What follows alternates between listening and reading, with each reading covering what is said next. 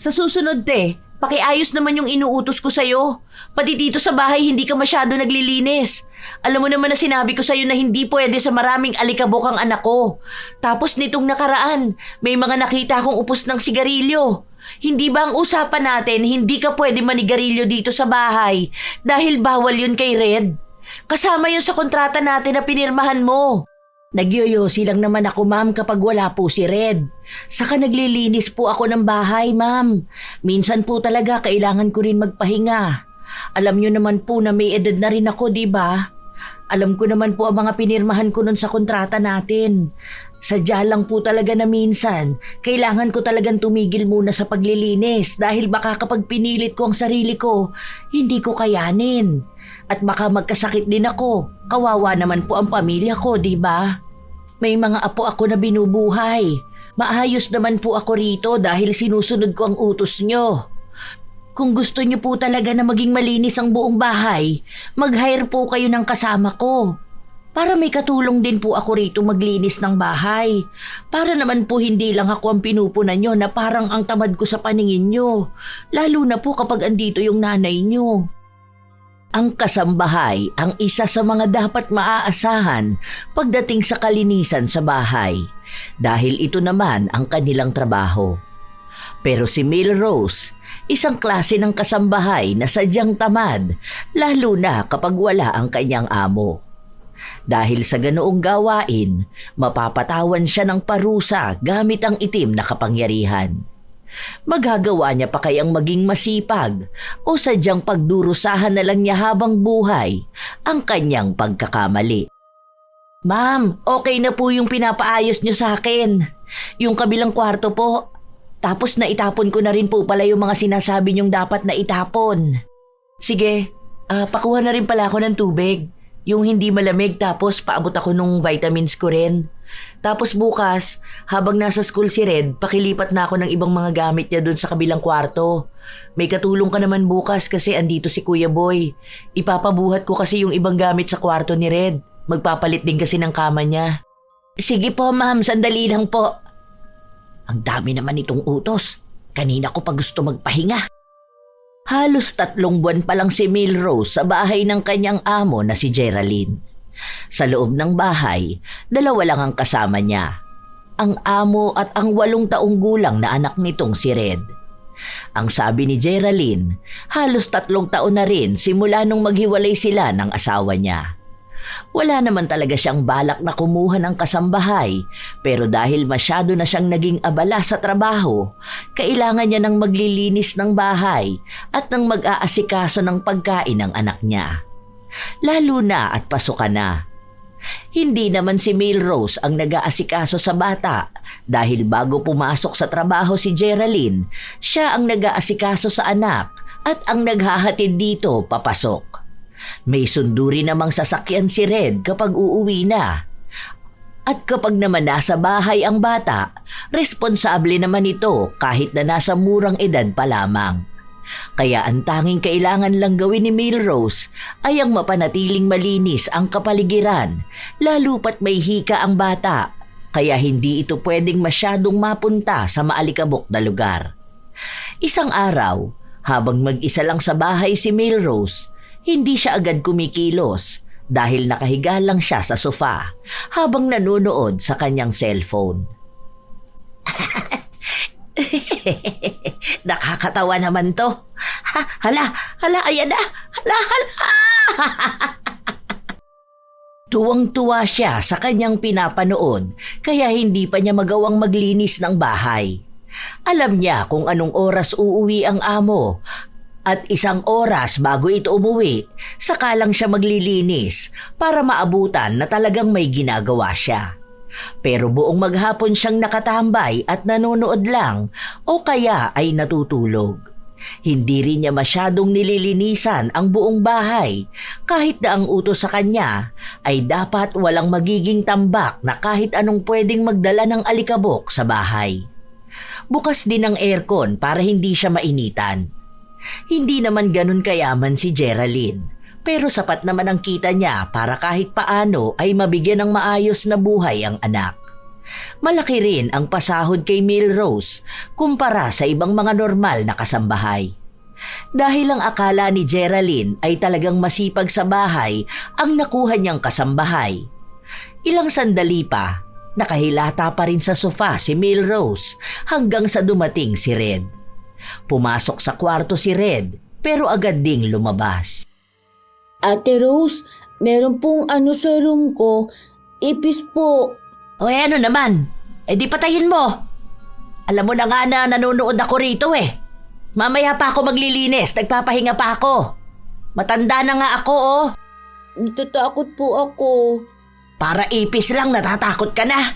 Kalalaki mong tao. Kung takot ka, mamaya na kapag natapos na ako magpahinga. Pero po magpapalit po ako ng damit. Ay, sinabi na nga na mamaya na. Hindi mo ba ako maintindihan ha? Ang tigas ng bungo mo ah. Ano ba akala mo sa akin? Pwede na lang sumunod agad kapag gusto mo? Hindi naman ikaw ang nagpapasahod sa akin. Parehas kayo ng mami mo na panay ang utos. Tumabi ka nga dyan, istorbo ka. Para sa ipis lang. Sa susunod, matuto ka magpatay ng ipis ha. Lalaki ka, dapat hindi ka takot sa mga ganito. Wala kang ibang ginawa kundi umasa sa akin. Hindi na kumibo pa ang bata. Nang mapatay na ang ipis, bumalik na sa kwarto niya si Red. Habang si Milrose naman ay nagpatuloy na sa gawaing bahay. Sa kanya lang hinugasan ang mga plato na kanina pang umaga nakatambak sa lababo. Matapos noon ay nagsalang na rin siya ng uulamin para sa hapunan. Kasunod ay ang pagwawalis niya ng mabilisan. May isa pang ang kalat, balat ng pinagkainan niya kanina. Dahil maliit lang naman ito, sinipa niya na lang papunta sa ilalim ng sofa. Hindi naman daw yun makikita ng kanyang amo. Ganon ang gawain niya sa araw-araw. Hanggang isang araw, walang pasok ang kanyang amo. Yun ang pinakaayaw niya sa lahat dahil kailangan niyang kumilos maghapon. Ate Rose, palagay naman ako nito doon sa kusina pagbalik mo.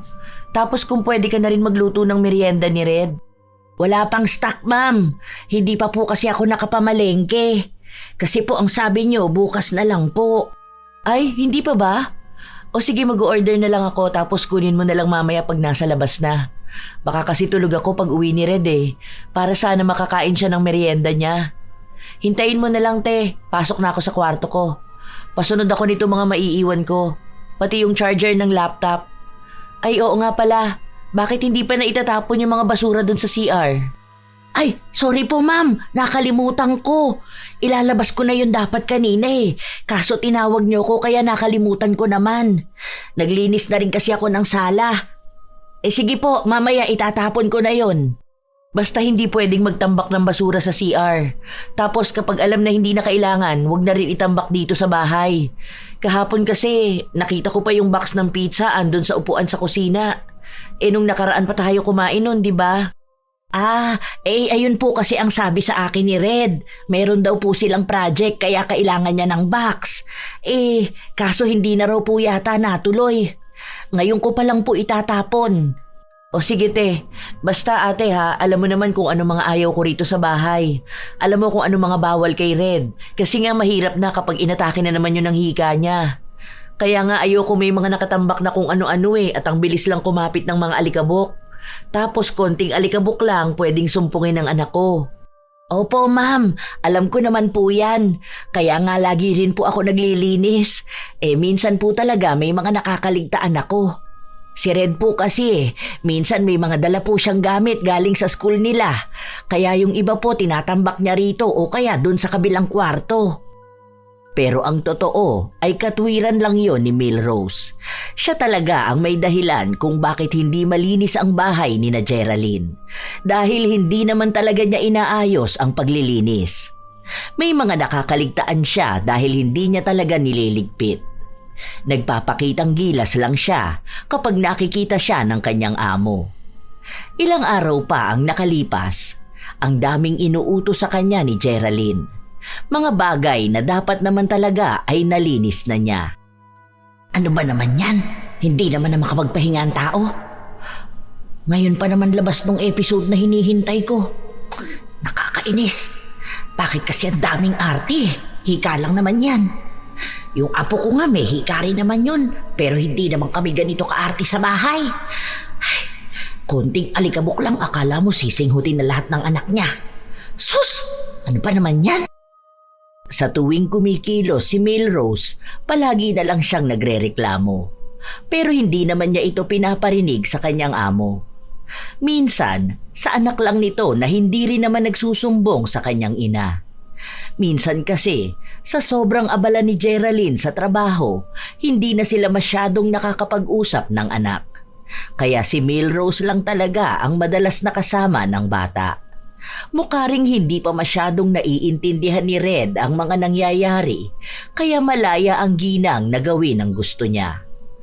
Isang araw, walang pasok sa eskwelahan si Red, kaya nasa bahay lang silang dalawa ni Melrose. Lagpas na ng oras ng pananghalian pero hindi pa rin sila kumakain. Hanggang sa nagtanong na si Red.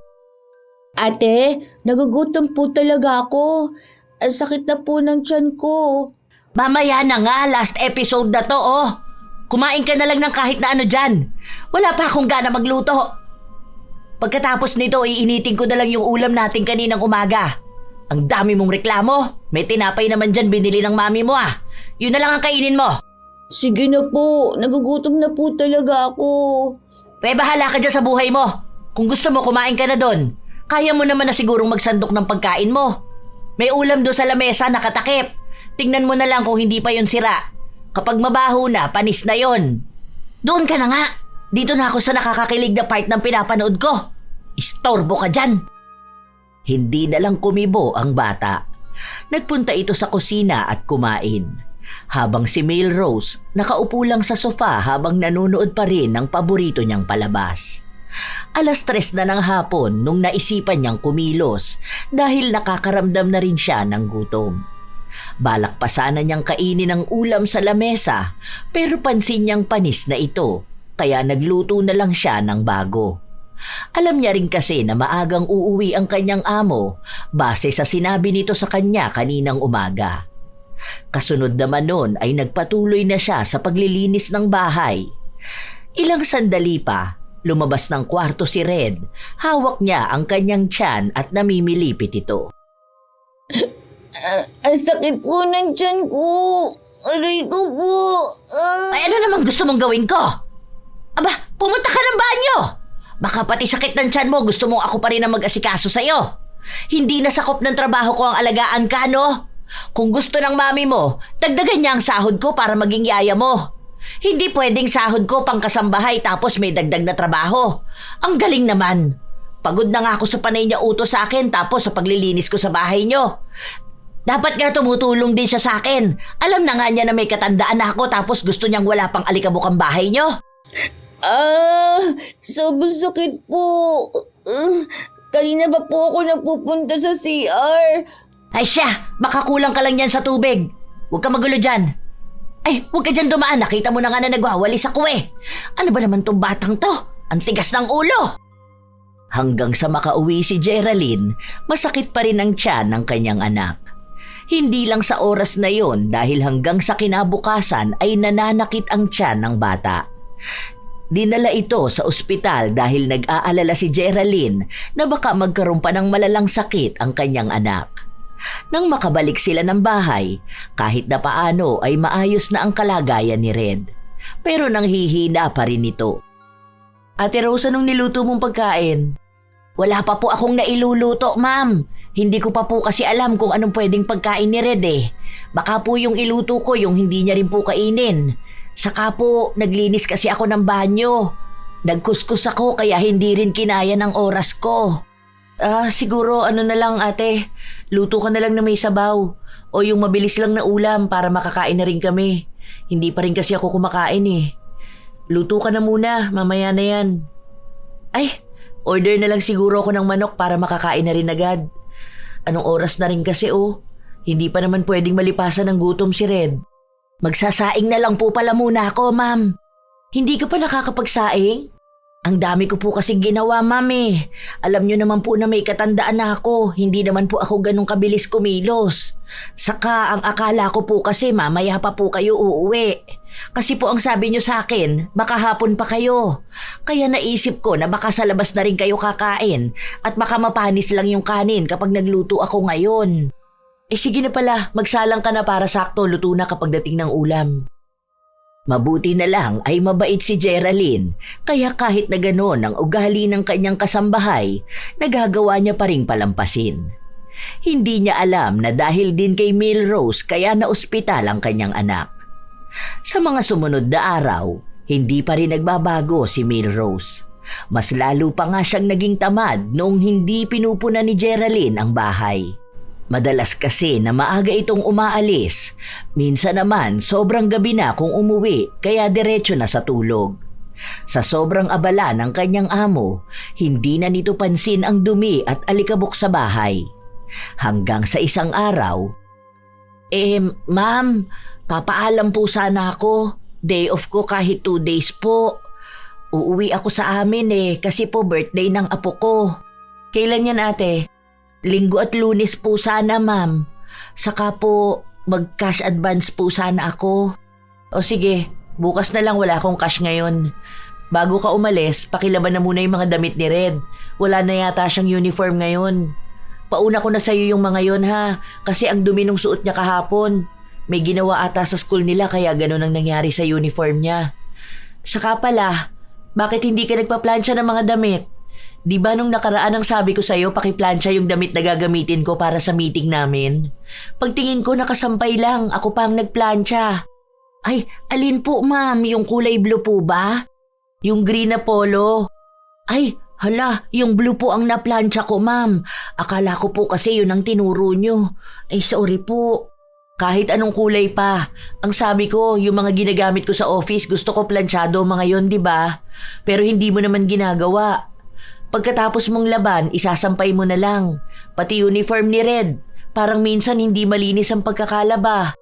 Inaayos ko naman po yun, ma'am. Baka po kasi dahil nga sa makulit ang anak nyo sa school. Pero sige po, lalagyan ko ng extra na oras ko mga damit po. Kahit wag na po ako magpahinga. Kasi po, alam nyo naman nagawa ko rito lahat sa bahay. Pagkatapos ko magluto, maglilinis naman po ako. Siguro kung hindi mo kaya, kahit isang beses sa isang linggo ka na lang maglaba.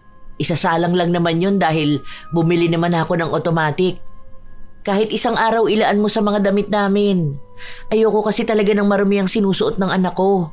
Ano na lang ang sasabihin ng mga nanay na makakakita sa kanya? Na masyado akong pabayang ina? Ayaw mo naman palang may sasabihin sa iyo ang iba eh. Sana ikaw ang gumagawa ng ganyang trabaho. Sa akin mo inaasa lahat. May sinasabi ka ba, ate? Ay wala po ma'am. Binibilang ko po yung ginagawa ko kung anong araw pwede ako maglaba.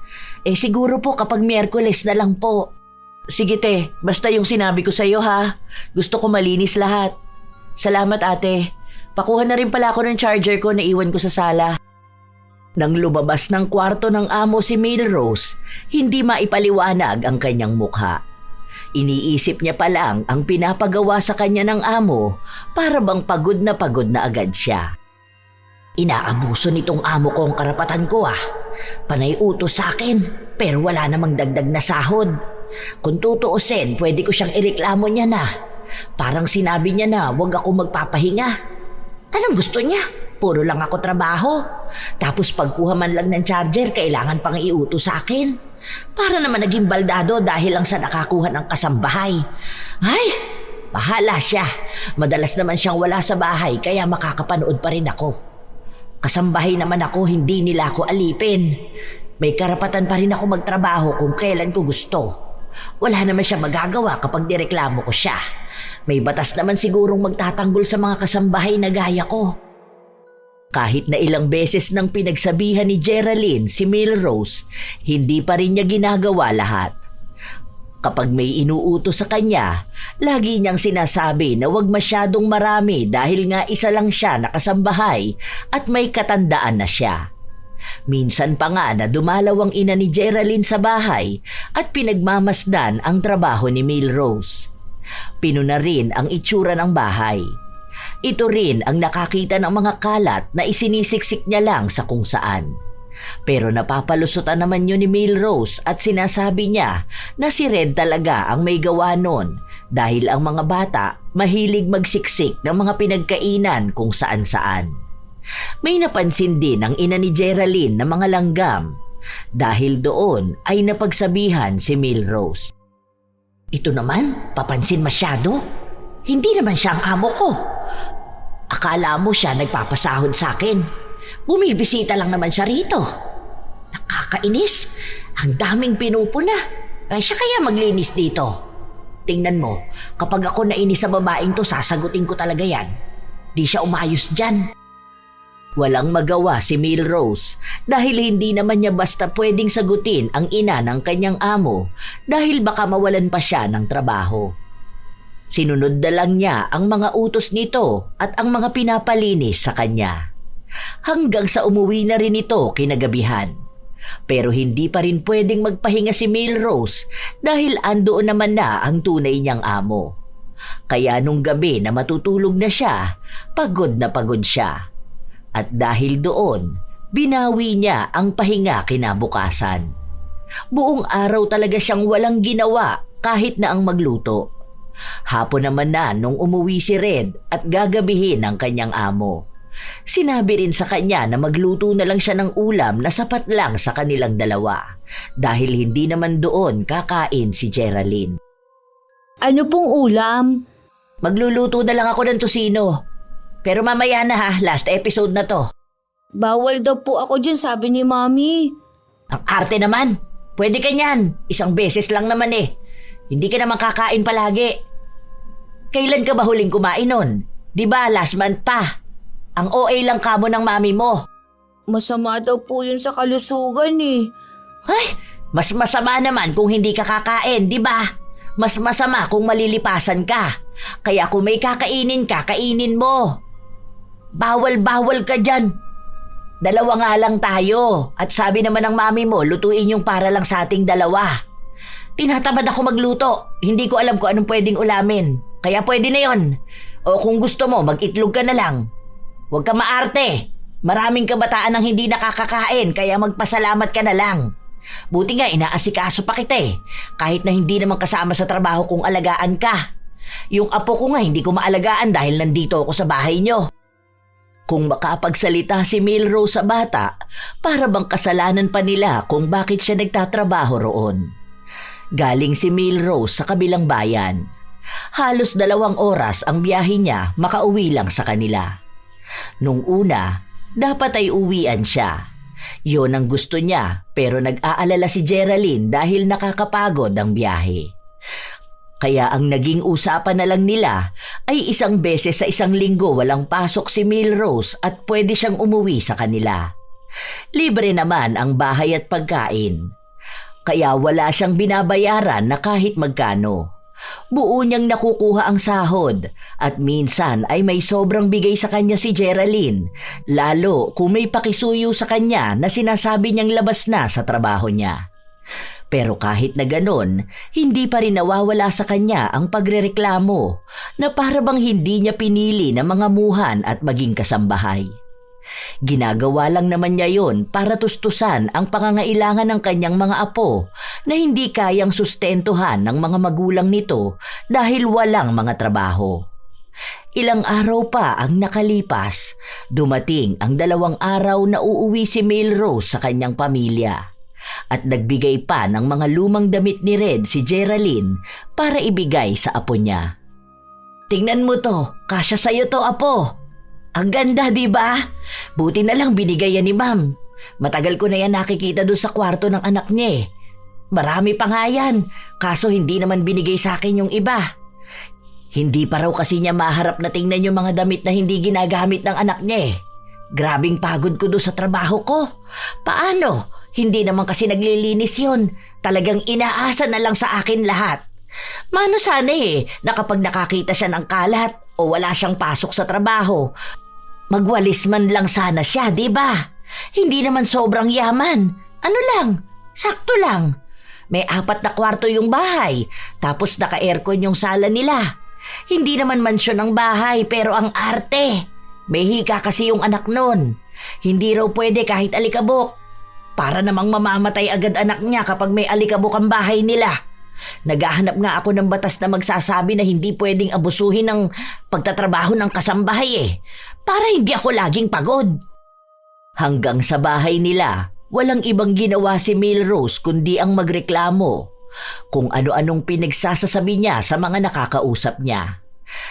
Lahat naman ng inirereklamo niya ay mga normal na dapat na trabaho ng isang kasambahay. Kahit na nasa bahay nila ang ginang, ganun din naman ang ginagawa niya. Mas naging pagod pa nga siya sa pag-aasikaso sa pamilya niya kaysa sa pagtatrabaho. Mas marami pa ang pahinga niya sa bahay ni na Geraldine kaysa sa pahinga niya noong wala siyang pasok. Ilang araw pa ang nakalipas, bumalik na ulit siya sa kanyang trabaho. Noong wala siya, ang nakasama raw ng bata sa bahay ay ang lola nito na wala raw ibang ginawa kundi ang magdaldal sa mga kalat. Naglinis daw ito at ang daming alikabok. Kaya galit na galit ito kay Milrose at sinabi nga raw na palitan na siya sa trabaho. Buti na lang ay si Geraldine na lang ang nagpaliwanag na baka hindi lang yun agad nakita dahil bago nga raw umalis ang kasambahay, ang pinaasikaso sa kanya ay ang mga damit nila. Malinis naman ang bahay ngayon. Hindi na muna ako magtatrabaho dahil pagod ako sa biyahe. May ulam pa naman dyan para mamaya pag uwi ni Red.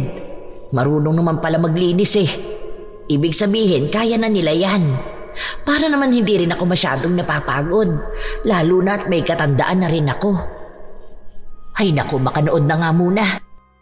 Buong hapon na hindi kumilos si Milrose.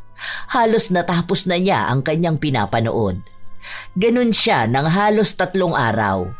Inaasikaso niya lang ang bahay at mga kalat kapag alam niyang nandyan si Geraldine. Okay na to. Hindi naman kailangang malinis tong bahay niya. Kung gusto pa niya maging sobrang linis, abay dapat kumuha pa siya ng isang katulong pa. Hindi yung ako lang ang kikilos lahat. Saka na yung pagtupi ng damit ng anak niya. Dapat nga tinuturuan yung bata na yun Ay, oo. Tama. Ako nga ang magtuturo sa bata na yon para naman matulungan ako kapag andito sa bahay. Nang magkaroon naman ng silbi. Pinuntahan ni Milrose si Red sa kwarto nito. Tulog ang bata pero ginising niya ito at inutusan na magtupi ng mga damit niya. Pagkatapos daw nun, tuturuan niya rin ang bata na maghugas ng plato. Ayan, hugasan mo lahat yan, pati yung rice cooker. Hindi po ako marunong. Kaya nga kita tinuturuan para nga maging marunong ka, di ba? Isa ka na lang po. Maglalaro pa po ako Ay, hindi pwede. Matanda ka na, dapat matuto kang kumilos dito sa bahay. Anong gusto mo? Ako na lang lahat ang gagawa? Aba, mababa ang sahod ko para maging sobrang grabe ang trabaho ko rito. Paghuhugas lang ng plato yan. Paano kung wala ako, ha? Sinong gagawa niyan? Alangan naman na ang mami mo pa. Sabi po ni Lola, dapat po kayo to. Kasi po kayo raw po ang tagalinis. Trabaho niyo raw po ito. Hay, wala akong pakialam dyan sa lola mo. Wala naman siya rito. Kung gusto niya, pumunta siya rito sa bahay niyo at siya ang maglinis. Kailangan ko rin magpahinga, no? Hindi ako robot na pwedeng lagi-laging naglilinis ng bahay niyo. Kung gusto ng lola mo, palit na lang kami ng trabaho. Siya rito sa bahay niyo maglinis palagi. Ewan ko na lang kung hindi rin siya magsawa. Nagrereklamo ang bata pero walang pakialam sa kanya ang kanilang kasambahay. Muling bumalik sa sala si Milrose. Nagbukas ng aircon at saka siya nanood. Ilang sandali pa, hindi niya inaasahan na biglang uuwi si Geraldine. Naabutan siya nitong nakahiga sa sofa. Ma'am, ang aga niyo naman pong umuwi. Bakit hindi po kayo nagsabi sa akin? Nagchat-chat naman po kayo sa akin kapag uuwi na po kayo, di ba? Nakalimutan ko magsabi Nasaan si Red? Tulog ba? May dala pa naman akong pasalubong sa kanya. Ma'am, ano po kasi? Nasa kusina po siya. Ang sabi niya po kasi gusto niya raw matuto maghugas ng plato. Alam niyo naman po ang mga bata, di ba po?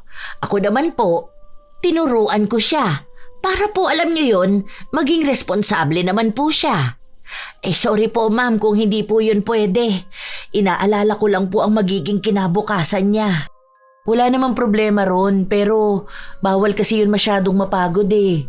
Bukas pa ang aircon, tapos bukas yung bintana. Baka mamaya ang taas na ng bills niyan. Bukas pa yung TV, wala naman yatang nanonood. Naglilinis po kasi ako ng bintana, ma'am. Kanina po nandito si Red, kaya po nagbukas ako ng aircon. Sabi niya po kasi naiinitan siya.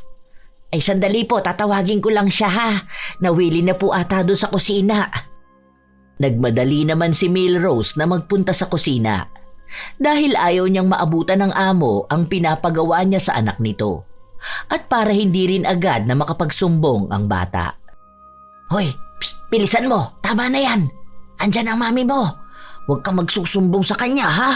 Kapag nagsumbong ka, nako, aawayin talaga kita kapag wala siya. Sige na, pumunta ka na doon. Umayos ka ha. Tayo lang ang madalas na magkasama. Yari ka talaga sa akin. Palaging tinatakot ni Milrose ang bata at dahil nga bata pa ito, madali siyang nasisindak. Dahil sa ganoong pangyayari na bigla ang umuuwi si Geraldine nang walang sinasabi sa kanyang kasambahay, naging maingat na ang ginang sa kanyang pagpapahinga. Minsan pa nga ay naiinis siya, lalo pat hindi siya makapanood ng maayos dahil pinapakiramdaman ang paligid, baka bigla na lang pumasok sa loob ng bahay ang kanyang amo. Isang hapon, habang nagsisimula pa lang sa paglilinis ng bahay si Milrose, umuwi ang kanyang amo at kasama na naman ito ang ina. Ano ba naman to? Ito na naman siya oh! Puro puna na naman to sa akin. Bakit kaya hindi na lang siya ang maglinis dito sa bahay nila? Masyadong papansin eh. Bakit kaya hindi na lang siya ang kinuhang kasambahay, di ba? Tutal, mukha namang mas magaling pa siya sa akin. Para alam niya kung gaano ba kahirap maglinis ng bahay araw-araw. Sinabi ng ina ni Geraldine na ang daming alikabok sa gilid-gilid. Tinuro pa ang mga agiw sa loob ng kwarto ni Red. Dahil doon, pinagalitan ni Geraldine ang kanilang kasambahay. Di ba Ate Rose, ang sabi ko sa'yo dapat laging walang alikabok sa loob ng kwarto ni Red? Ma'am, wala naman po yan kahapon. Kasi po lagi ako naglilinis ng kwarto po ni Red. Pagpasok niya pa lang po sa school, inuuna ko po talaga yung kwarto niya. Malinis po yan, ma'am. Ewan ko lang po bakit bigla naman nagkaroon ng ganyan. Ate, dapat alam mo yan dahil umpisa pa lang, sinabi ko na sa'yo na ang palagi mong babantayan ay yung mga alikabok o yung mga bagay na pwedeng mag-trigger sa hika ng anak ko. Yun naman po talaga mamang ginagawa ko. Pero siguro po may mga hindi ako nagagawa dahil po busy ako sa ibang bagay. Tulad po ng pagluluto at paglalaba po. Ma'am, isa lang naman po kasi ako rito sa bahay niyo. Itong air purifier, nilinisan mo na bang filter? Every 2 to 4 weeks to ha? Ginawa ko na po yan last week, ma'am. Kahit po tingnan nyo yan, malinis pa po yan. Bakit may mga tambak na namang gamit dito? Di ba pinalipat ko na sa'yo to nung nakaraan? Hindi mo ba to inaleste? Ay naku ma'am, hindi ko po alam. Baka po kinuha na naman ni Red. May isa pa nga pong laruan siyang kinuha eh. Minsan po kasi hindi ko napapansin ang ginagawa niya. Isa rin to sa babantayan mo, Teha. Kapag may kukunin man si Red, pagtapos na siya, huwag itatambak dito sa kwarto niya. Isa kasi yan sa nagiging dahilan kung bakit nagkakaroon ng alikabok.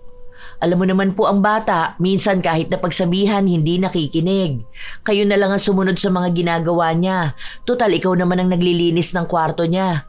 Alam mo na yung kung ano yung mga kailangan tanggalin. Opo ma'am, tatandaan ko po lahat ng sinabi nyo. Kahit po anong abala ko sa trabaho, lagi kong susundan ang tingin ng anak nyo, kahit po hindi niya ako yaya. Pakunwari lang na sumasang-ayon si Milrose, pero ang buong katotohanan ay inis na inis siya sa mga nangyayari. Ayaw pa naman niya sa lahat ay ang pinagsasabihan siya. Lalo na kapag minamanduhan siya ng mga bagay na dapat niyang ginagawa. Ang gusto niya kasi, kikilos siya base sa kung ano ang gusto niya, hindi sa kung ano ang gusto ng may-ari ng bahay. Ilang araw na natili sa bahay ang ina ni Geraldine, kaya bantay sarado si Milrose.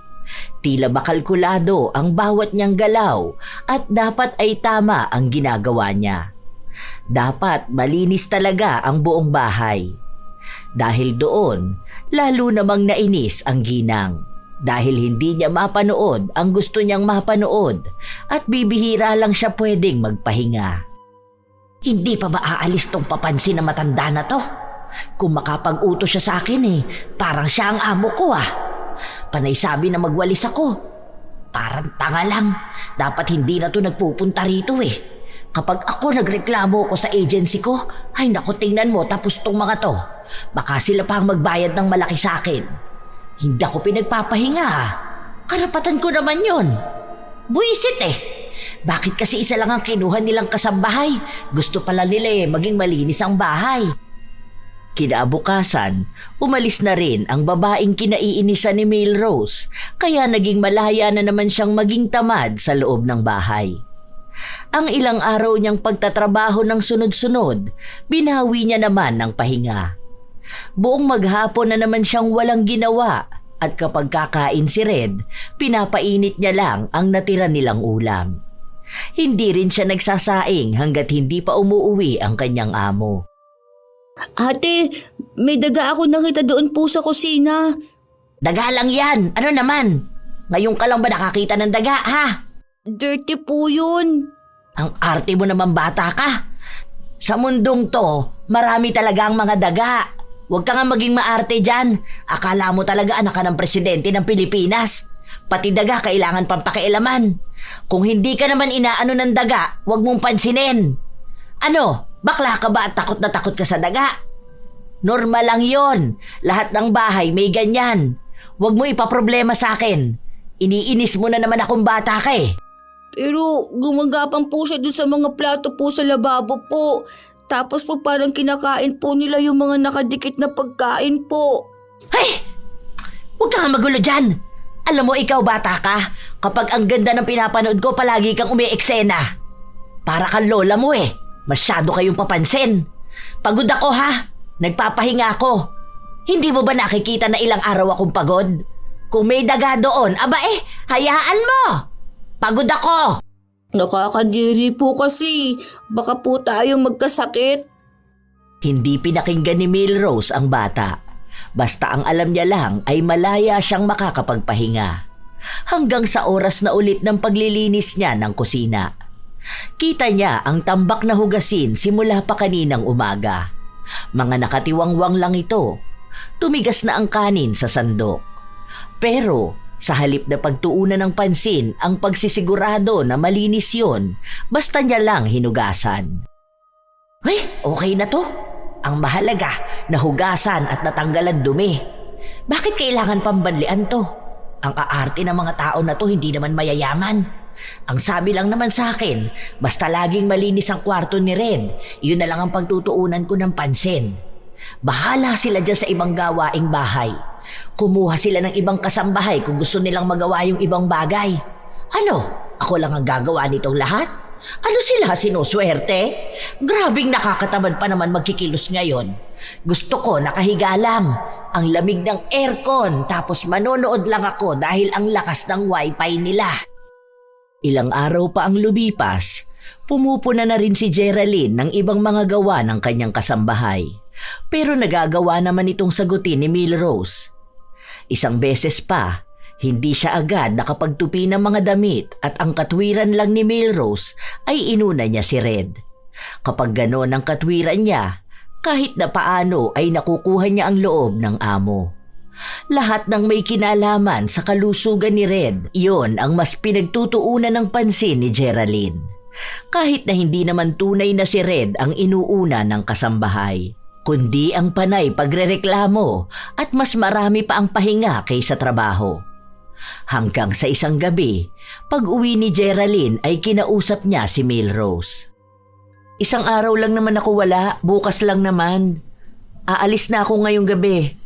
Bukas, kailangang umalis ni Red ng maaga kasi may activity sila sa school. May susundo naman sa kanya rito. Ang kailangan lang maasikaso siya. Siguro mga 3 a.m. kailangan gising ka na. Yung baon niya dapat luto na. Ma'am, ang aga naman po niyan. Tulog pa po ako ng ganyang oras. Kasi po, 6 a.m. ang simula ng trabaho ko. Tapos gusto niyo po akong gumising ng ganyan kaaga? Ay baka naman antukin ako buong maghapon yan, ma'am. Ngayon lang naman, te. Kailangan lang talaga maasikaso ng anak ko. Hindi naman ako pwedeng magstay sa bahay kasi nga kailangan ako sa trabaho ko.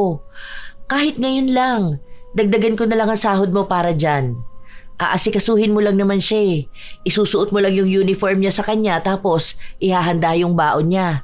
Ganun lang. Tapos kung sakali man na mapagod ka buong araw, kahit na magpahinga ka. O kaya bawiin mo na lang ang tulog mo kapag nakaalis na siya kasi ikaw lang naman ang maiiwan sa bahay. Kailangan ko lang talaga tong oras na to para sa trabaho ko. Nakausap ko naman na si Red at alam na rin naman nun kung anong gagawin niya. Ready naman na yung mga bibit-bitin niya para bukas eh. Sige ma'am. Susubukan ko pong gumising ng ganyang kaaga. Basta po yung dagdag sa sahod ko ha, huwag niyong kalimutan. Kahit na ayaw ni Milrose, kailangan niya yung gawin. Malaki din naman ang sinabing dagdag sa susunod niyang sahod. Kung hindi lang naman daw mahalaga kay Geraldine ang pupuntahan niya, siya na mismo ang gagawa nun sa kanyang anak. Paulit-ulit na pinaalala ng amo ni Milrose ang kailangan niyang gawin. Kinaumagahan, maagang nagising si Milrose pero masama ang kanyang timpla dahil inaantok pa siya.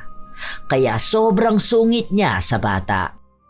Abay, bilisan mo naman. Ano ba naman yan? Kung inaantok ka, ano pa ako, di ba? 3 a.m. ba naman ako papagisingin para lang sa'yo? Pahinga ko pa dapat to eh. Pati ba naman yung tulog ko kailangan pa mag-adjust sa inyo? Bilisan mo dyan kumilos! Oh, isuot mo na to! Maliligo pa po ako eh. Wag na! Bakit maliligo ka pa? Naligo ka naman na kahapon, di ba? Hindi po pwede kasi po maglalaro kami mamaya. Kailangan po nakaligo ako. Saka po sabi ni Mami po lagi dapat naliligo. Hay, ang dami mong arte! Hindi! Magbihis ka na dyan! Tigilan mo ako sa ganyan mo! Magmadali kang kumilos dahil inaantok ako! Babalik ako sa pagkakatulog ko! Iniistorbo nyo pati ba naman ang pahinga ko? Mangangati po ako eh. Maglalaro po kami doon, papawisan po ako. Hindi ka magbibihis? Sige, bahala ka dyan! Ang tigas ng ulo mo! Asikasuhin mo ang sarili mo ha! Huwag ka lalapit sa akin dito! Buisit kang bata ka! Ang aga-aga na nga akong pinagising ng mami mo tapos ganyan ka pa! Iniwan ni Milrose ang bata, habang si Red naman ay naligo talaga at kahit hirap na hirap ay siya na lang mismo ang nag-asikaso ng kanyang sarili. Umalis siya ng bahay nila nang hindi maayos ang suot at walang dalang pagkain. Dahil alam ni Milrose na hindi uuwi ang kanyang amo, hindi siya naglinis ng bahay. Nakahilata lang siya sa sofa habang nanonood. May pagkain din siyang inihanda para sa kanyang sarili at kung darating man si Red, sa kanya na lang pag-iisipan kung anong pwede niyang ipakain sa bata. Habang nasa kalagitnaan na siya ng kasarapan sa panonood, natigilan siya matapos na makitang tumatawag ang kanyang amo. Ay, eto na naman. Kapag talaga ako nagpapahinga, ang hihilig mang istorbo. Ano ba naman to? Nasa malayo na nga, kailangan pang alamin kung anong ginagawa ko sa bahay. Buisit! Ang hirap naman ito maging amo. Huwag niya sabihin na may iuutos na naman siya sa akin. Baka lalo lang ako mainis sa kanya. Hello po, ma'am. Bakit po kayo napatawag? Kumusta si Red, te? Ay, okay naman po, ma'am. Nasa school pa po siya. Kanina pa naman po siya umalis. Pinaghanda mo ba siya ng pagkain? Anong ulam ang pinabaon mo? Nagluto po ako ng giniling na may patatas, ma'am. Tapos nagpabaon din ako ng prutas po sa kanya. Ang sabi niya, okay naman na raw po yun. Kumain na din po siya bago siya umalis. O sige te, maglinis ka na lang muna dyan sa bahay. Tapos yung mga basura, palabas ako ha. Ngayon daw darating ang truck ng basura. Para hindi na yan nakatambak dyan sa atin. Okay po, ma'am. Sige po. Nang patayin ni Geraldine ang tawag, balik na naman sa panonood ang kasambahay. Ang mga sinabi niya kanina ay hindi totoo. Wala siyang pagkain na pinabaon sa bata. Ang akala niya ay hindi yun makakaabot sa kanyang amo, pero nalaman ito ni Geraldine matapos na tumawag ang isang ina na kaklase ni Red at sinabi na bakit hindi niya pinadalhan ng pagkain ng anak niya. Mabuti na lang daw may dala silang sobra kaya nabigyan si Red. Dahil doon, inis na inis si Geraldine noong umuwi siya. Bakit sinabi mo sa akin na may pagkain ng anak ko tapos wala naman pala? Nagbuka pa ako masama doon sa mga magulang ng mga kaklase ni Red. Saka ano yung sinabi niya na ang gulo ng itsura ng anak ko? Ay, hindi ko po alam sa kanila, ma'am. Kasi po, inasikaso ko naman po si Red. Tapos ngayon ko lang po nakita na hindi niya nadala yung baon niya. Ang alam ko po, nilagay ko yun sa bag niya eh. Kaso po, inalis niya ata tapos nakalimutan na rin niya. Pinakain ko naman po sa kanya pag uwi niya. Sa susunod, te, pakiayos naman yung inuutos ko sa'yo. Pati dito sa bahay hindi ka masyado naglilinis. Alam mo naman na sinabi ko sa'yo na hindi pwede sa maraming alikabok ang anak ko. Tapos nitong nakaraan, may mga nakita akong upos ng sigarilyo. Hindi ba ang usapan natin hindi ka pwede manigarilyo dito sa bahay dahil bawal yun kay Red? Kasama yun sa kontrata natin na pinirmahan mo. Nagyoyosi lang naman ako, ma'am, kapag wala po si Red. Saka naglilinis po ako ng bahay, ma'am. Minsan po talaga kailangan ko rin magpahinga. Alam niyo naman po na may edad na rin ako, di ba? Alam ko naman po ang mga pinirmahan ko nun sa kontrata natin. Sadya lang po talaga na minsan, kailangan ko talagang tumigil muna sa paglilinis dahil baka kapag pinilit ko ang sarili ko, hindi ko kayanin. At baka magkasakit din ako. Kawawa naman po ang pamilya ko, di ba? May mga apo ako na binubuhay.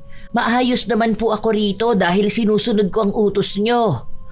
Kung gusto nyo po talaga na maging malinis ang buong bahay, mag-hire po kayo ng kasama ko. Para may katulong din po ako rito maglinis ng bahay. Para naman po hindi lang ako ang pinupunan nyo na parang ang tamad ko sa paningin nyo. Lalo na po kapag andito yung nanay nyo. Naiintindihan ko naman, te. Kaya nga hindi kita pinipilit magtrabaho, di ba? Na may pahinga ka naman talaga. Pero sana, alam mo kung anong lugar mo, kung anong trabaho mo. Matagal ka ng kasambahay, marami na ring amo ang nakahalubilo mo. Sana alam mo kung ano yung ayaw at gusto ng mga amo mo. Lalo na sa akin dahil ako, nag-iingat lang ako para sa anak kong may sakit. Hindi kumibo si Milrose pero sa kalooban niya ay may inis siyang nararamdaman. Nang matapos ang buong araw, nasa loob siya ng kanyang kwarto kung saan kausap niya ang kanyang anak sa cellphone. Diba? Bakit naman ganun ang sasabihin niya sa akin? Naiinis ako kasi kahit naman sabihin na amo ko siya mas matanda naman ako sa kanya. Ang inaano ko, sana ayusin niya rin ang sarili niya. Bakit kaya hindi niya subukan na dito siya sa bahay? Tulungan niya ako maglinis, di ba? Sa busy nga siya sa trabaho niya kaya napapabayaan niya ang anak niya. Tapos pati ba naman yun iaasa niya sa akin? Ano? Dahil ba sa pinapasahod niya lang ako? Ang galing niya naman. Sumang-ayon naman ang kanyang anak.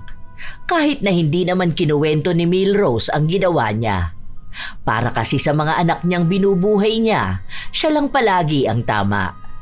Kung sasalungat sila sa sinasabi niya, natatakot sila na baka hindi na siya magbigay ng pera. Kaya kahit na may mali siya, wala ni isa sa pamilya niya ang handang magtama sa kanya.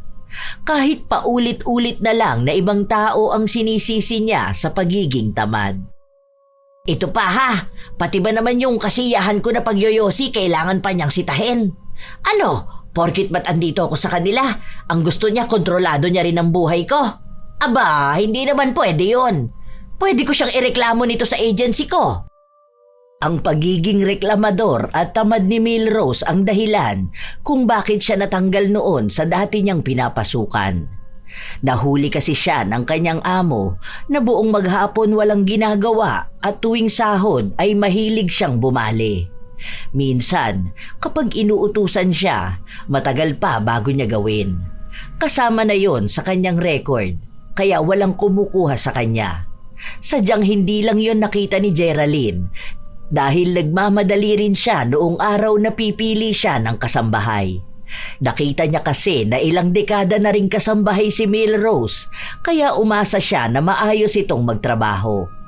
Hanggang sa nagpatuloy ang pagiging tamad ni Milrose. Minsan, kahit na umuwi na ang kanyang amo, ang dami pa ring kalat ng bahay. Kung hindi pa yon sisitahin, hindi pa niya lilinisin. Isang araw, naabutan ni Geraldine na nakatambak ang mga plato sa lababo. Ate Rose, pwede bang pagkatapos kumain maghugas ka na agad ng plato? Huwag naman ganun na itatambak pa sa lababo. Alam mo naman na ayoko ng ganun, di ba? Tingnan mo, tutong na yung mga kanin na nakadikit sa kutsara. Tapos hindi man lang isalansa ng maayos ang mga hugasin. Ang sakit sa mata makakita ng ganun. Gagawin ko po sana kanina yan, ma'am. Kaso nga lang po, bigla naman pong sumakit ang mga kamay ko. Nagpahinga po ako saglit. Kaso po, nakita ko marumi ang kwarto ni Red, kaya po naglinis ako. Ang tagal ko po, kasi nga po, itinaas ko pa yung kama. Baka po kasi marami ng alikabok sa ilalim. Tapos, nagpalit ako ng sapin ng higaan niya. Sige pala, hugasan mo na yan tapos banlian mo lahat ha. Alam mo naman na allergic ako sa dumi. Matapos yung sabihin ni Geraldine ay umalis na rin siya dahil pagod siya buong maghapon. Kinabukasan, walang pasok si Geraldine kaya nanatili siya sa loob ng bahay. Kung saan nagpapakitang gilas na naman si Milrose para ipakita na ang dami niya talagang ginagawa. Pero ilang sandali pa ay narinig ni Milrose na may kausap sa cellphone ang kanyang amo. Mukhang naghahanap ito ng bagong kasambahay. Ang buong akala niya ay magdadagdag ng tao sa bahay, pero ang totoo ay naghahanap na ng kapalit niya. Nalaman niya lang ito matapos na magsabi sa kanya ang kanyang agency. Nangamba siya na mawalan ng trabaho at baka mahirapan na naman siyang makahanap ng bagong amo. Kaya kinausap niya si Geraldine.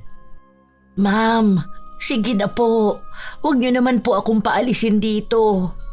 Kailangan po ng pamilya ko ng tulong ko eh. Ako lang po ang may maayos na trabaho para sa kanila. Ang babata pa po ng mga apo ko. Kung mawawalan po ako ng trabaho, baka po sila hindi makapag-aral. Sige na, ma'am. Ano po bang ginawa kong mali kaya gusto niyo akong alisin? Pansin ko kasi na hindi maayos ang trabaho mo, Ate Rose. Kita ko yung mga damit namin, hindi maayos ang paglalaba mo. Tapos ang dami ko nakikitang kalat sa bahay. Sa mga sulok-sulok. Tapos madalas ka mo na pagod ka. Baka kasi dahil tumatanda ka na rin. Naaawa naman ako sa'yo pero kasi hindi mo na kaya ang trabaho mo. Baka magkasakit ka rin. Ang kukunin ko na lang yung mas bata pa. Ma'am, sige na po. Huwag naman po sana ganito, ma'am. Parang awaan niyo na po. Pangako, aayusin ko po ang pagtatrabaho ko. Huwag niyo lang po akong palitan. Pinapangako ko po sa inyo na hindi po kayo magsisisi na ako po ang kinuha niyong kasambahay. Nadaan ni Milrose ang kanyang amo sa pag-iyak niya rito. Kaya hindi natuloy ang pagpapalit ng kasambahay. Para makuha ulit ang loob ni Geraldine, nagpakita ng kasipagan si Milrose. Inayos niya ang paglalaba ng mga damit, ang buong bahay at sinigurado niyang walang makikitang mali ang kanyang amo. Hindi niya kasi akalain na nagmamasid lang si Geraldine. Ang buong akala niya kasi ay hindi nito napapansin ang kanyang katamaran dahil lang sa hindi siya nito pinagsasabihan. Nakuha nga ulit ng ginang ang tiwala ng kanyang amo. Hanggang sa nakampante na naman siya. Kaya balik na naman siya sa kanyang pagiging tamad. Ilang araw pa ang nakalipas habang wala si Geraldine. Nakatambay lang ang kasambahay habang kanina pa nagpapausok ng kanyang sigarilyo. Kaya napalabas ang bata sa kanyang kwarto. Ate Rose, pwede po wag po kayo magganyan? Mag-ano? Wag ako magyosi? Bakit mo ba pinapakailaman ang kasiyahan ko, ha? Ano yan? Bakit nagtatakip ka ng ilong mo? Ang arte mo naman. Bawal po kasi sa akin yan eh. Bawal-bawal ka dyan. Walang bawal sa'yo. Puro lang kamo kaartehan ng mami mo. Sa bahay nga namin, yung anak ko naninigarilyo yun noon kahit baby pa ang anak niya. Behika rin yun, pero okay naman. Sinasanay ka lang kasi ng mami mo sa mga mali-maling paniniwala na bawal-bawal. 2 beses pang binugahan ni Milrose ng usok ang bata sa mukha nito. Matapos noon ay bumalik sa loob ng kwarto ang bata. Matagal siya roon hanggang sa lumabas ulit si Red na para bang hirap na hirap itong huminga. Hindi siya makapagsalita. Hinihila niya lang ang damit ni Milrose. Ano ba? Para kang tanga dyan. Huwag ka nga malikot dyan. Ano ba? Bitawan mo ang damit ko. Oh, ano na namang kaartehan yan ha? Hindi ka makahinga. Wala yan. Okay lang yan. Kailangan mo lang sanayin ang sarili mo. Kapag nasanay ka na, yung katawan mo na ang mag-a-adjust hanggang sa hindi ka nahihikain. Okay lang yan. Itulog mo lang yan. Hinayaan lang ni Milrose ang bata hanggang sa nahimatay ito sa kanyang harapan. Hindi pa niya ito nais na bigyan ng pansin pero sakto naman na dumating ang ina nito. Kaya nagpanggap na lang si Milrose na nag-aalala siya. Nataranta na rin kasi si Geraldine sa nangyayari sa kanyang anak. Si Geraldine lang ang nagsugod sa ospital. Kaya ang daming kaartehan ng bata na yun sa katawan eh. Konting sakit, takbo sa ospital. Kaya mas lalong nagiging sakitin. Ay, okay na yun. Sana magtagal sila sa ospital para walang mag-uutos sa akin sa bahay. Pwede na siguro ako magpahinga. Okay na to. Bakit pa ako maglilinis wala naman sila? Gaya nga ng hiniling ni Milrose, matagal na nanatili sa ospital si Red. Hindi ito makalabas hanggat hindi nagiging maayos ang kalagayan nito. Kaya masaya ang ginang, lalo pat hindi siya kumikilos sa loob ng bahay. Panay lang siya nood. Nagluluto lang siya kapag magsasabi ang kanyang amo, kaya kapag wala, pagkain niya lang ang niluluto niya. Halos 3 araw na ganon, kaya 3 araw din naging maalikabok ang bahay. Isang hapon, umuwi si Geraldine. Ate, bakit hindi pa malinis dito sa bahay? Itong kwarto ni Red, hindi pwedeng maalikabok to kasi uuwi na siya bukas. Baka atakihin na naman yun. Pakipalitan yung sapin niya ha, pati punda at kumot. Tapos ilabas na muna yung mga laruan niya. Basta walang kahit na anong alikabok. Ah, ganun po ba? Sige po mamaya maglilinis ako dyan. Tatapusin ko lang po itong pinapagawa niyo sa akin. Isa-isa lang po ma'am kasi isa lang naman ang katawan ko. Hindi ko naman kayang pagsabayin yan lahat. Tapos yung CR, bakit naninilaw naman yung inidoro? Tapos yung mga basura dun, ang dami pang mga buhok. Di ba ang sabi ko gusto ko palaging malinis ang bahay lalong-lalo na sa CR? Saka simula ngayon, huwag ka nang maninigarilyo ha. Yun kasi ang nakakapag-trigger ng hika ng anak ko eh. Pakiusap ko naman sa'yo. Kung ayaw mo matanggal sa trabaho, huwag mo naman yun gawin. Kung hindi mo talaga kaya, sana sa labas ka ng bahay. Yung malayo sana sa maaamoy ng anak ko. Ma'am, hindi naman po ako naninigarilyo malapit kay Red.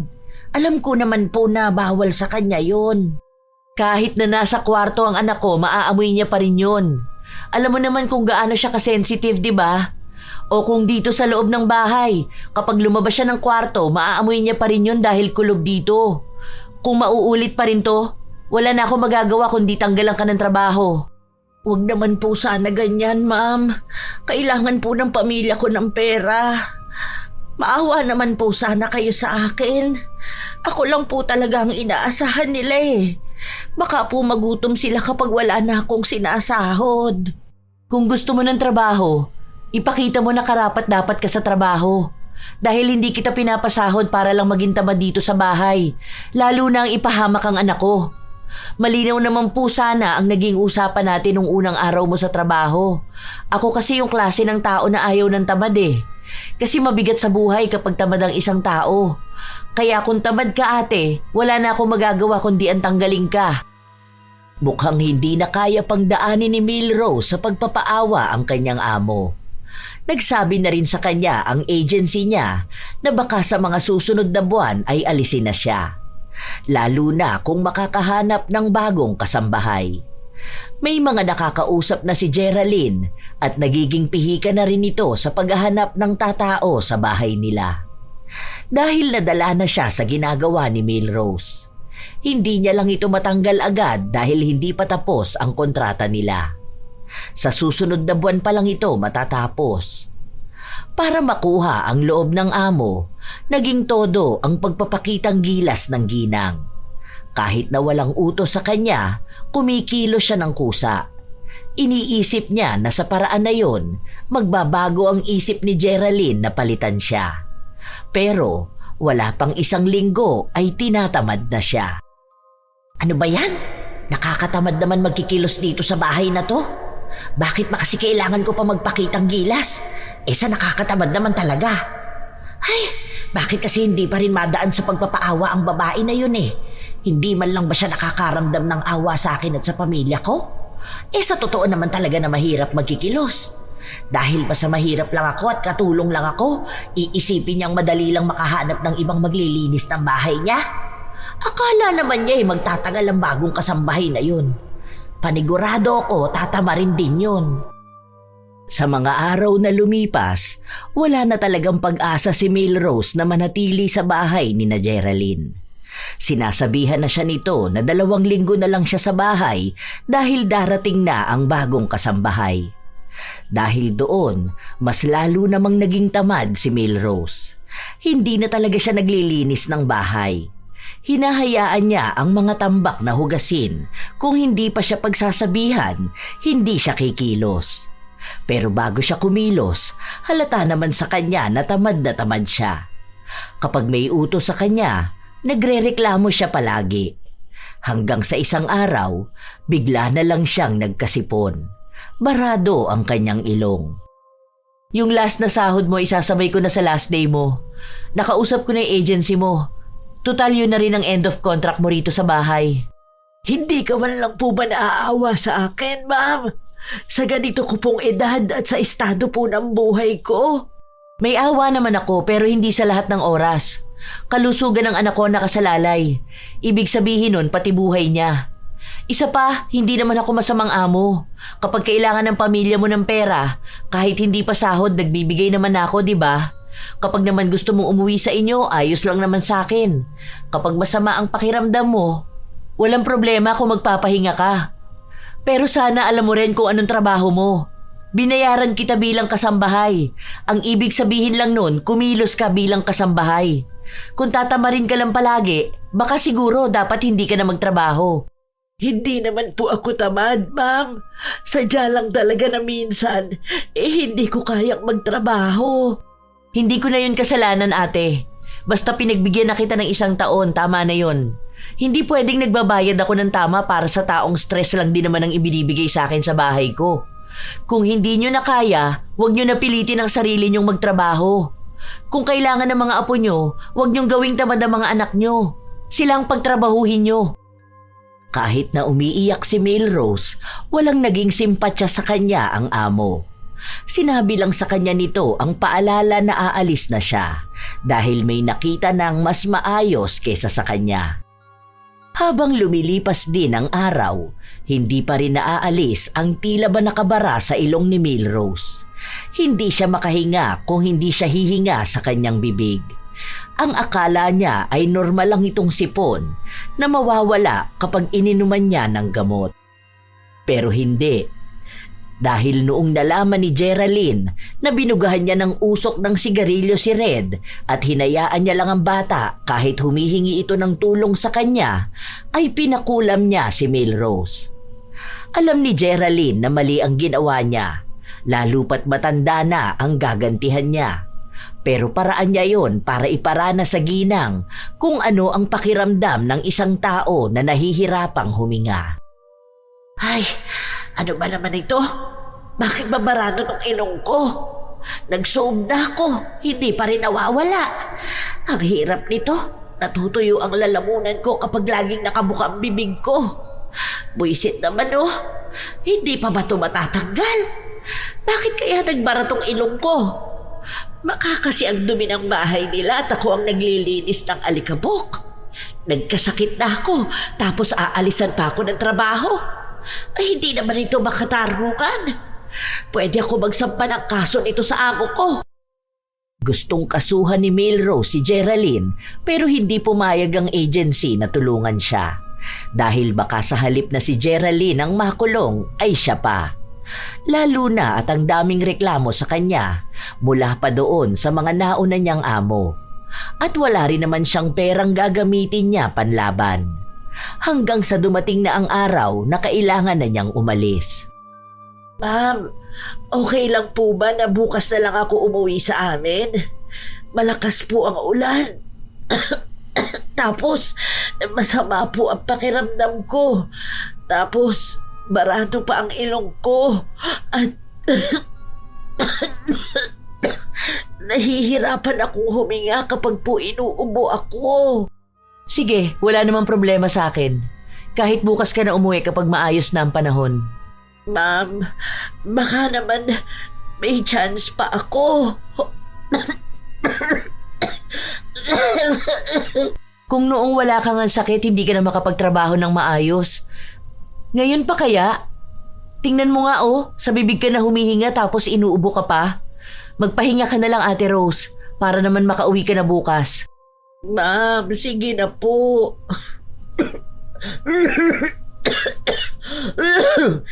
Kailangan talaga ng pamilya ko.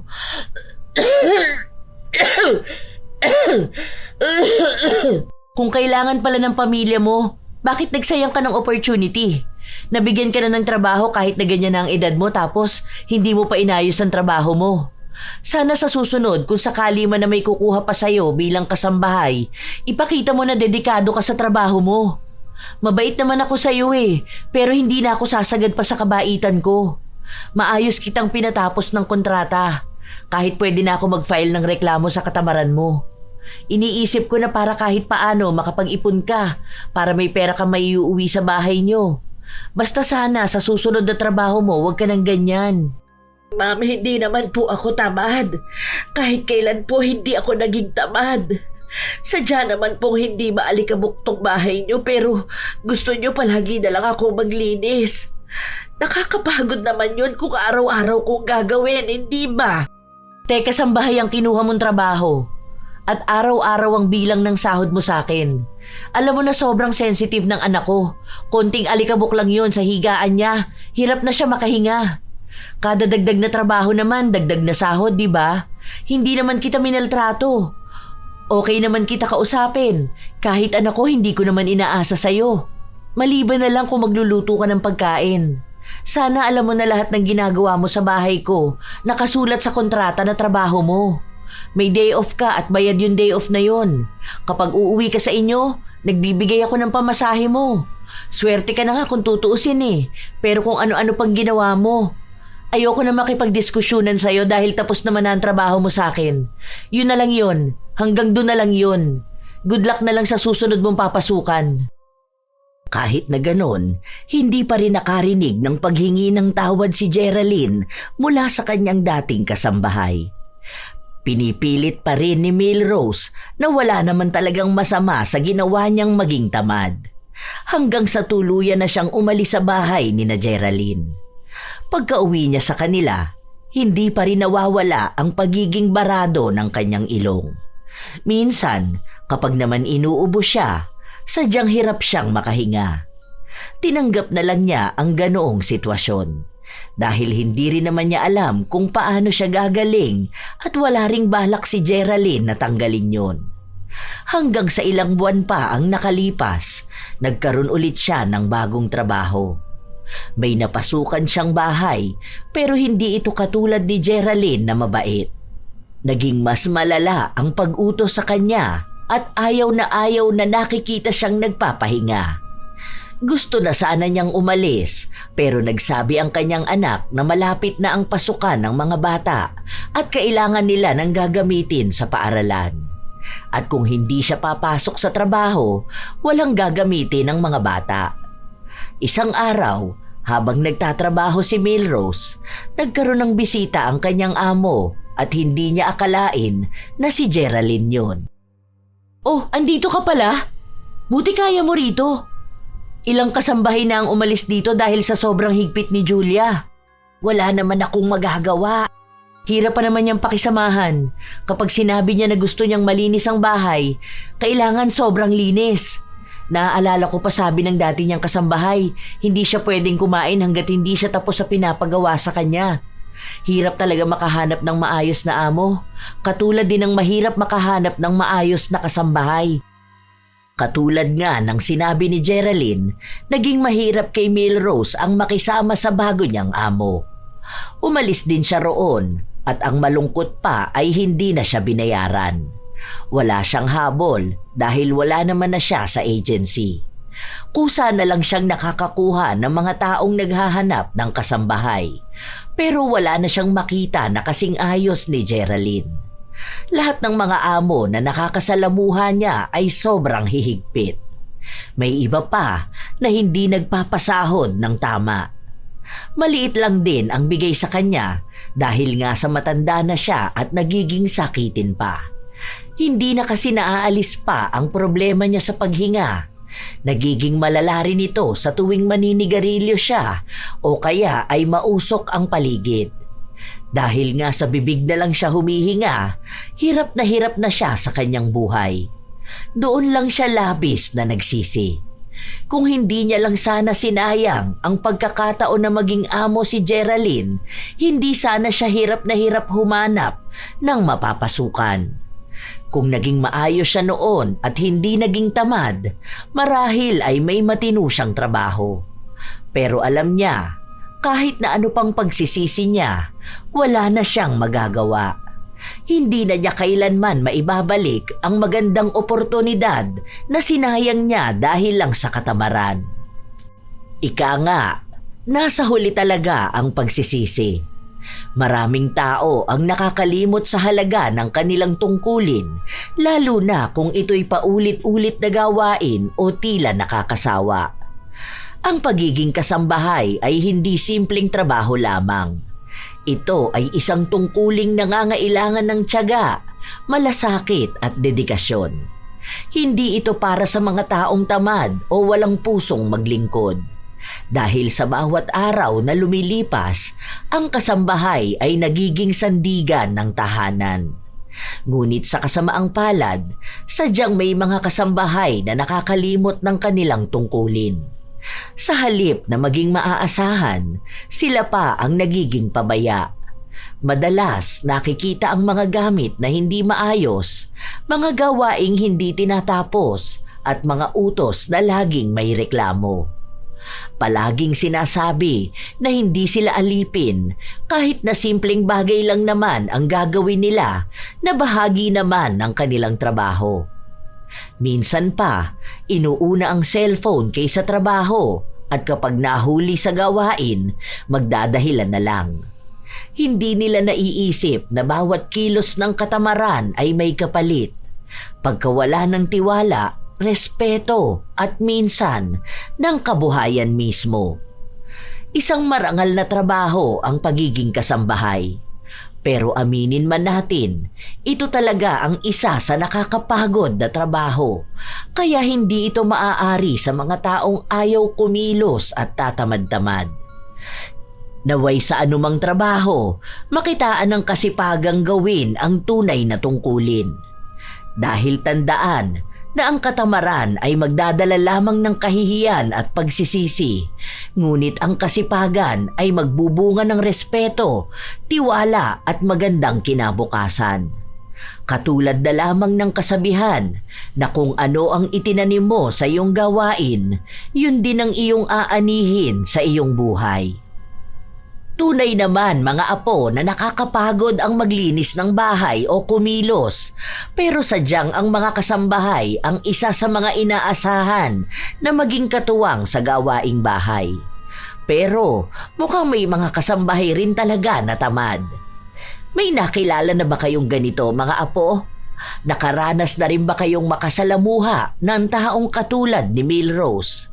Kung ganon, maaari nyo bang ibahagi sa amin para naman aming mabasa? At naway may natutunan kayo mga apo sa ating bagong kwento ngayon. Shout out sa ilan sa mga masusugid na tagapakinig ng mga istorya ni Lola Telang.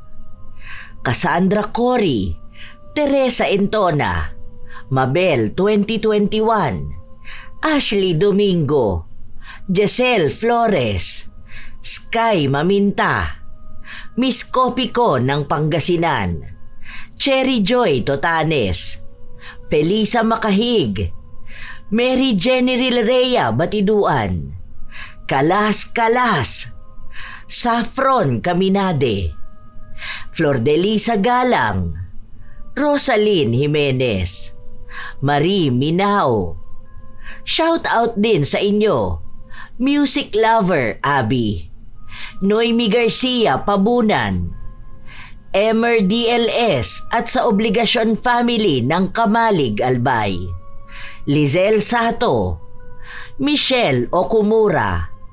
John Cyrus. Lot Antonio. Ami Pacana. Geraldine Narbasa. Mary Jane Rico. Josine Mamangon. Teresa Llorca. Isabel FD. Elisa Diaz. Charmini Carpon. Ces 9510. Nilda Dultra. Maricar ng Qatar. Daiben. Mary Joy Bentic. Assorted Love Hurts KSA. Larny Azurin. Dada Mashala Gonzales. Charmaine Ebon. Shout out din sa mga apo ko na hindi nawawala sa tuwing may upload ang lola. Ito ang inyong Lola Telang at maraming salamat sa palagi ninyong pakikinig mga apo.